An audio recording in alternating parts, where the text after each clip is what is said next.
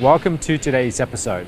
One of my favorite documentaries is from 1991. It's called Boiling Point, and it's all about Gordon Ramsay before he became, Gordon Ramsay. Now, if you think about today's version of Ramsay, he swears a lot, he's rude, he's condescending, he can be abrasive, but the 1991 version of him was far more intense. And this documentary is about his journey to get the coveted third Michelin star and his extreme dedication to getting every little detail perfect and demanding the same of his staff. Here's a few highlights from that documentary. In the kitchen, the staff begin to wilt in the 100-degree heat, and Gordon's approach isn't doing much for morale. Plate, Simon. What's he doing? Why aren't you wiping the plates? Why aren't you wiping the plates? Chips down. What's he doing, Mark, that jerk? Is he talking there, Jean-Claude? No. Get away from there. Get away! That's why it's not going out. You understand? Close the door. Tidy up. Sauce, away. Tidy up. Thanks. Sarge, I'm serious. Do you know why? Sarge, I can monitor progression in the cook, you know that? I can see who's going to make it, who's not going to make it, you know that? Don't worry, just put it on there and get rid of it. Okay? Let's go.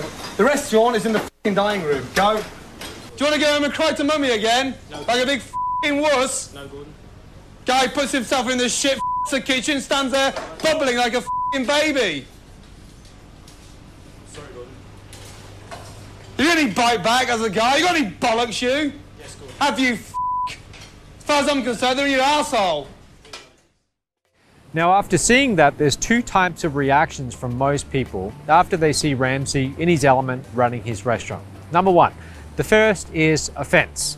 How can this man treat his staff like that? How can he bully them and belittle them and criticize every little thing they do?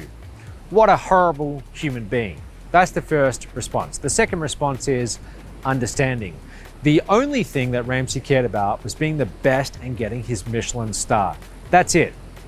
You know, he wasn't there to create a healthy work environment or to be accepting of every other person's little mistakes and forgive them. Everyone who came to work for Ramsay, they understood that if they messed up, they were going to get yelled at, they were going to get abused or even fired without mercy. Mistakes would not be tolerated and standards had to be perfect. And what I've observed over the years is that individuals who are driven to accomplish enormous feats, they can be very difficult to work with. Steve Jobs was another great example. He was famous for having a bit of a short temper. Here's a few select clips. Have a look. My camera's not turning on. What's that? I did slide it and let go. Not turning on. Here. Okay. We'll let an expert see if he can turn it on. I've got some more demos that are really great that I'd like to show you. So we either turn off all this stuff and see the demos, or we give up and I don't show you the demos. Would you like to see the demos or not? Yeah. Okay. So here's the deal. Let's turn up the lights in the hall. Several hundred of these are these MiFi things too, by the way. So all you bloggers need to turn off your base stations, turn off your Wi-Fi. Every notebook, I'd like them to put them down on the floor. And all of you look around, I'd like you to police each other.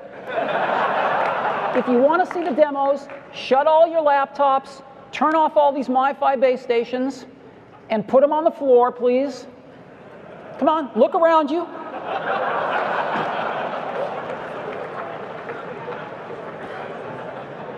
I mean, I'm not, I think bloggers have a right to blog, but if we want to see the demos, we're not going to be able to do it unless we turn off all these MiFi base stations and laptops, set them on the floor. Now that was while in public. I guarantee that he would have been a lot more difficult when the cameras were off. But despite all the enemies that people like Steve Jobs and Gordon Ramsay and everyone just like those people would make along the way, no one ever questions their extreme dedication to achieving their goal. Now, the lesson here is not that great achievers need to leave a trail of destruction or dead bodies behind them or be assholes, okay? That's not the point I'm making. There's also the Elon Musk of the world who, on the surface at least, they're a little bit less ruthless, although I hear stories. The lesson here is that if your goal is to be great at something on a world-class level, then worrying about everyone's feelings or being politically correct all the time, It cannot and it should not be your priority. For that level of achievement, the only thing that matters is reaching the goal. Anyone joining extremely driven individuals like this, they need to share that mission or things will not go well for them. Now, in our society these days, everyone and everything's becoming just overly politically correct. Anything and everything you say, they're keeping records of it. They'll bring something back from 10 years ago. There's just this pressure to suppress these kind of individuals who don't make being politically correct their number one focus. But often, the irony here is that often those people, they're the exact people who are just changing industry, they're driving things forwards, they're setting the bar higher. So I want to hear what you think. Do you think that individuals like Gordon Ramsay, who are really pushing the limits in their field, in their industry, in his case, the restaurant industry and the quality of the food they serve, do you think that it's okay that if they are a little bit short with people, if they sometimes are not always politically correct, or do you think that they need to tone it down? Let me know what you think in the comments. And on a related note, look, if you want to get better in your field, if you want to always continue to push the limits and invest in your own knowledge and your own skills, what we're doing here at Strive is we're focusing on three main areas. You got your career skills, you got life skills, and you've got health and wellness skills. And all the courses that we're rapidly creating right now, they're in those three fields. So when you become a member, you're going to get access to all that training and you're going to be able to learn from some of the world's best. Now, we're even going to have at some stage lessons in cooking. That just shows you how broad that we're going to go here.